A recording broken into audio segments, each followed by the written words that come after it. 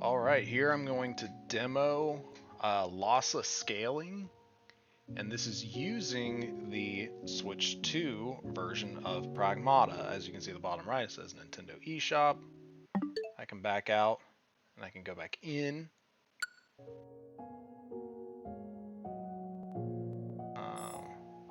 I could connect to the eShop if I wanted to, but anyways, we're going to continue. Probably turn that down a little bit. So it's not overpowering the microphone.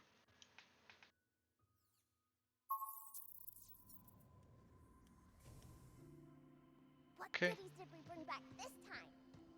As you can see, this hasn't been like transitioned over to like a PC version or anything like that. You see the frame rate is pretty stable. What I'm kind of doing here is trying to aim it for something about like 120 FPS.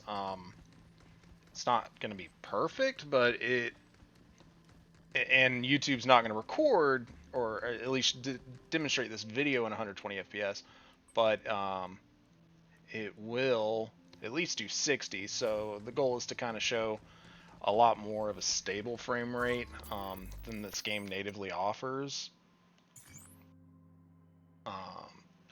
And this is just kind of more so a demonstration. You can play the game this way if you want to. I'm very early in the game, so I'm not doing anything complicated here or showing off anything that's like spoilery.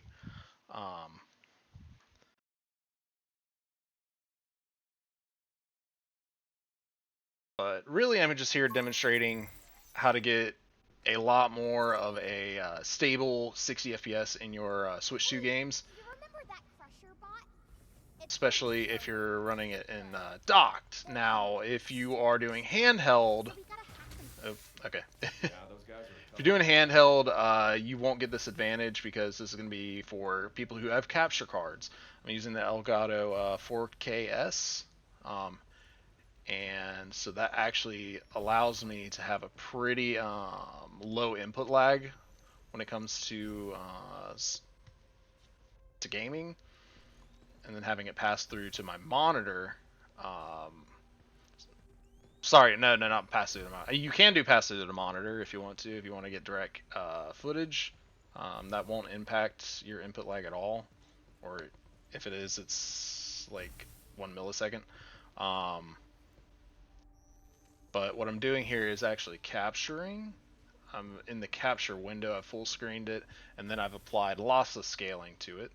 So this is going to be very close, just in image quality. It's almost exact, especially with this capture card. It's almost exact to what you would see on your pass-through. So, but as you can see, there not really a lot of areas that you're going to drop frames in. Lossless scaling is not perfect. It won't get you a oh.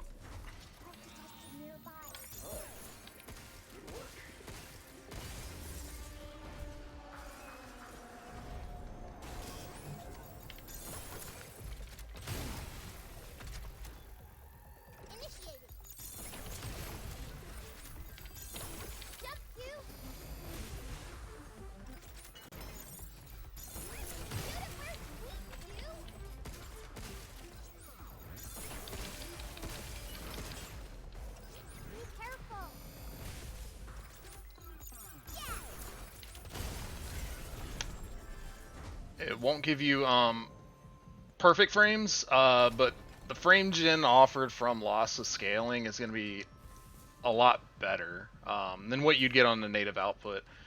And as you can see, there's really not a lot of drop frames here. It's a lot more consistent with with at least a bare minimum 60 FPS experience. There's going to be a little bit there, like whenever you have big frame drops, like natively in the game, you will feel it, but it won't be as harsh. That's kind of the benefit here.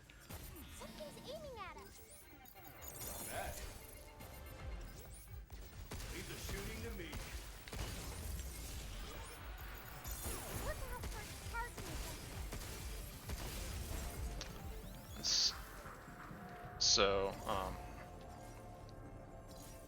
But yeah, this is kind of like a quick demo of like the capabilities of lossless scaling that people don't really think about. This uh, I think it's really important for something like the Switch 2 that's not going to hit your perfect 60 FPSs in games. There's other games I've tried this with that are locked to 30 FPS, like Final Fantasy Remake specifically, and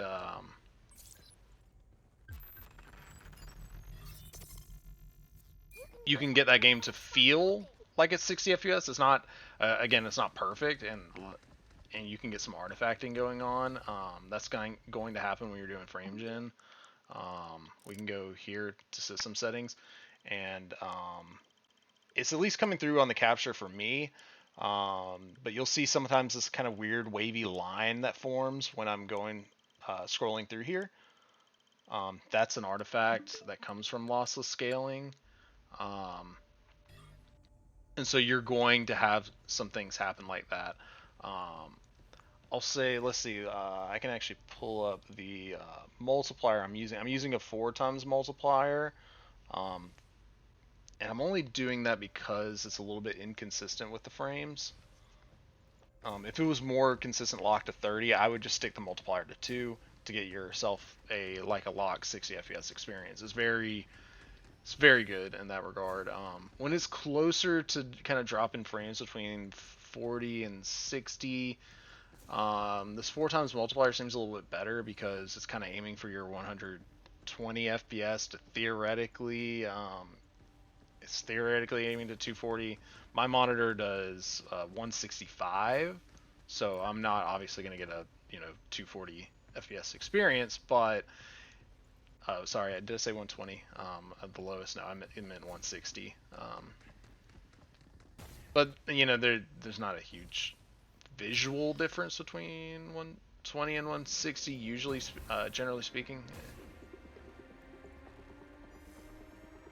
But yeah, no, this is a good demonstration, and I could actually do one with Final Fantasy as well if someone really wants to see something like that. Um,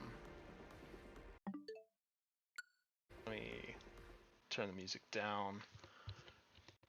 And so yeah, no, that's, I think, kind of a great demonstration of what you can do to enhance your experience with the Switch 2. Um, because like a pro model for this is years down the line. So if you have a Switch 2, if you have a capture card, I highly recommend doing something like this to get yourself more FPS in Switch 2 games. Um, Especially like if you're wanting to play an exclusive game and it's either got inconsistent frames or it's locked to 30, I would highly recommend, if you have a capture card that's similar in quality to Elgato 4KS, or it can be other brands. I don't really care what brand somebody chooses. Um, if you have that with you, I would recommend trying to do something like this, just for the better experience. Uh, and then, in handheld, since you have VRR, you can get something similar, not the same, but similar. Um, if you have games that reach 40 FPS. You know, as kind of a side note, if you even look at the top of the screen, you can see some weird artifacting going on. That's just how lossless scaling works. So if you're willing to put up with some of these things for better frames, then I say, it's probably worth it. Now, is it worth going out of your way to buy a capture card to do this? No, probably not. But if you have one, um, it really does benefit the overall experience. And I'll say, like, this is how I'll be mostly playing games that have inconsistent frames and have locked to 30.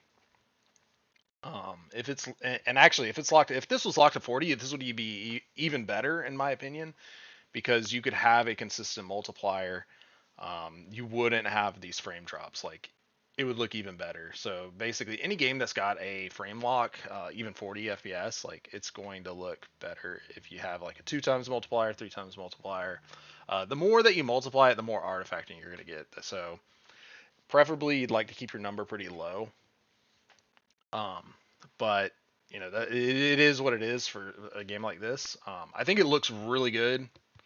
And you know, it's not going to come across as 120 FPS on YouTube, but it will come across as 60 FPS. And I'm not sure how it's going to exactly look, but you know, this is kind of a test for this, and you know, hopefully others will be able to try it out too.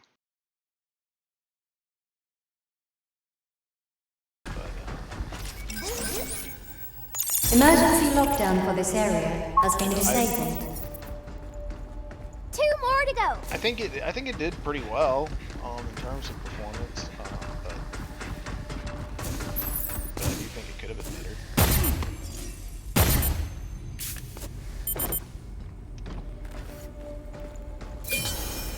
But yeah, I'm just trying to give you kind of more of an authentic experience here.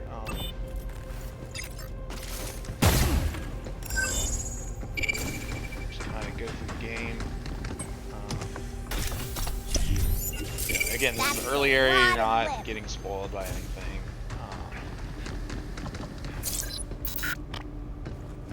So none of this is really a big deal in terms of what you're seeing. Actually, a lot of this area should look very similar if you played the demo. Because it's kind of a remix of the demo area. If you didn't know that.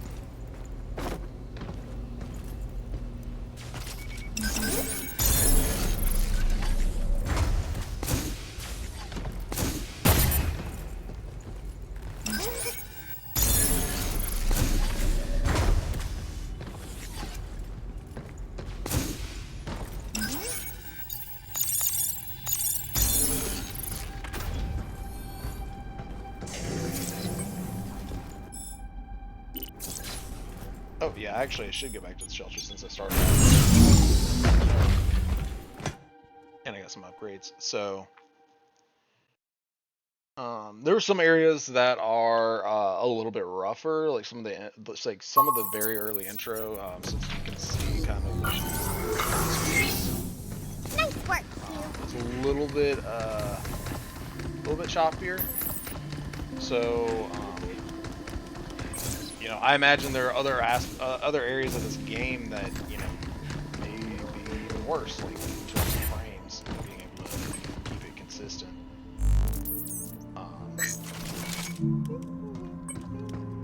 So, yep, I mean, I think this is a pretty good comparison. You know, you compare one to the other.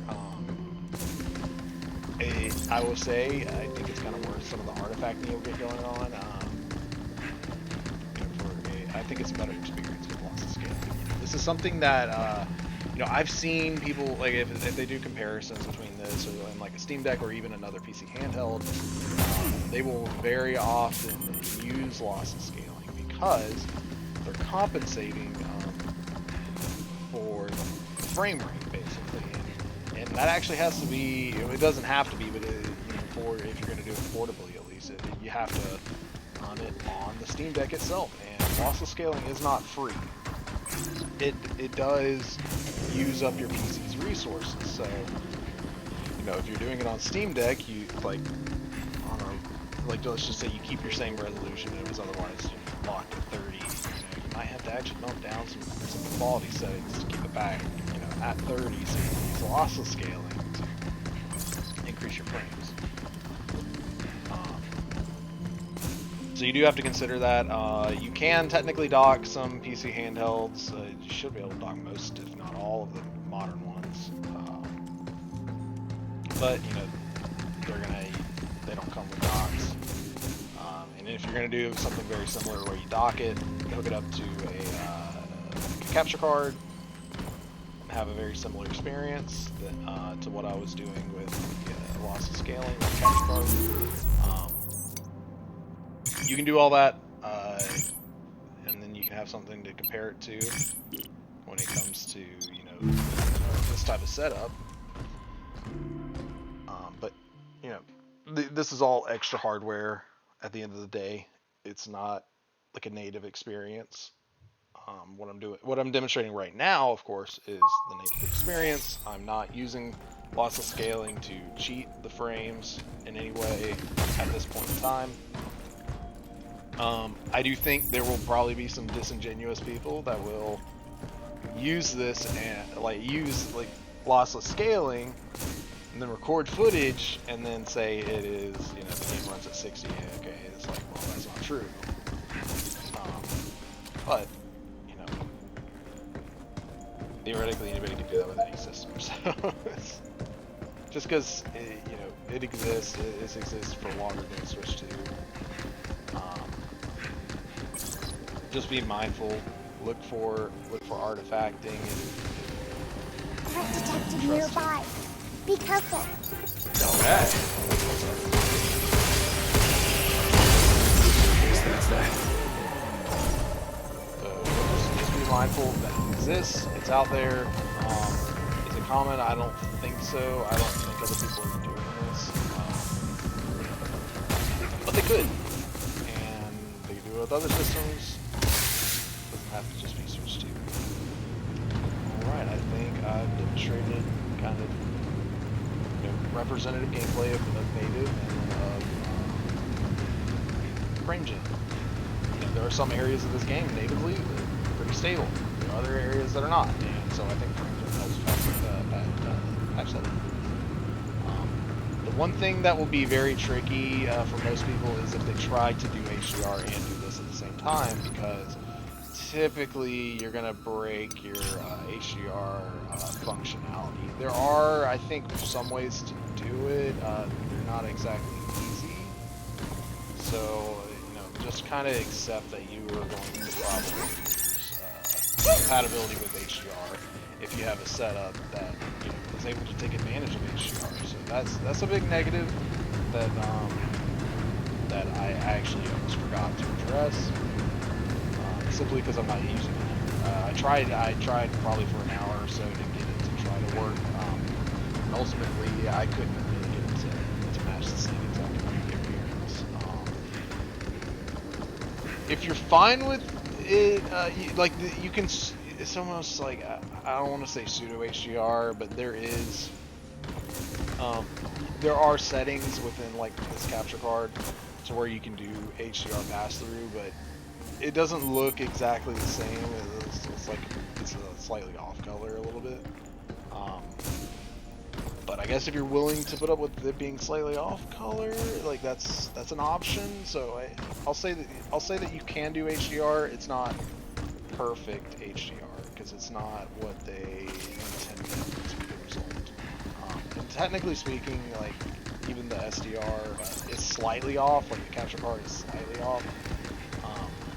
I think that's just kind of a reality of capture cards. Maybe there's one out there that's better than mine. I know there's better cards than mine.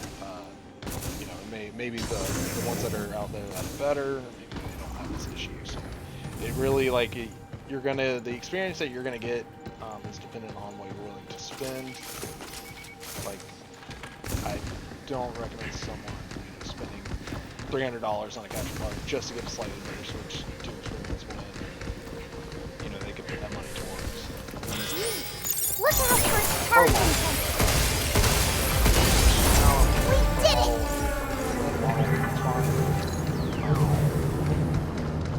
I think that money could be better spent towards an actual improved system than putting it towards a capture card. Just because, if you have no intention to stream, that it'd be kind of a little bit of a waste of money.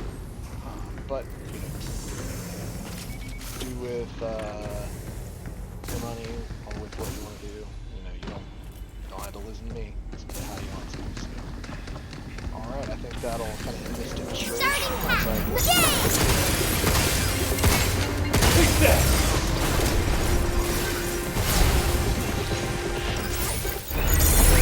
Guess it's my turn.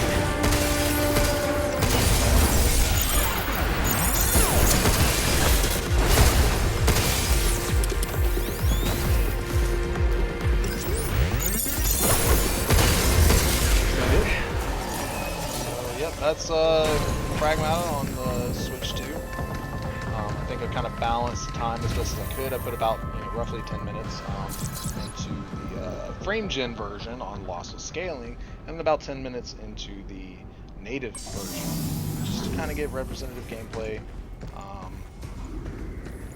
think it's the fairest way to show it off. Again, I captured this personally in 120 FPS just to try to take advantage of as many frames as I possibly could. It's going to be 60 FPS on YouTube, so don't try to compare this for 120 FPS to 40 to 60. It's trying 60 to the native experience, which is somewhere between 40 and 60. So just be mindful of that. Don't take this as some kind of like ultimate source on how to perfectly do lossless scaling. I'm just kind of figuring it out on my own. I don't know the perfect setup. I don't know if 4 times multiplier is the best idea. I didn't like the 2 times multiplier demonstration, so I cranked it up to the default, which was 4. So, use it how you want to. There's probably better guides on how to, properly use lossless scaling, depending on what your target frames are. So, yep. Just keep that in mind, and I'll see you for another video.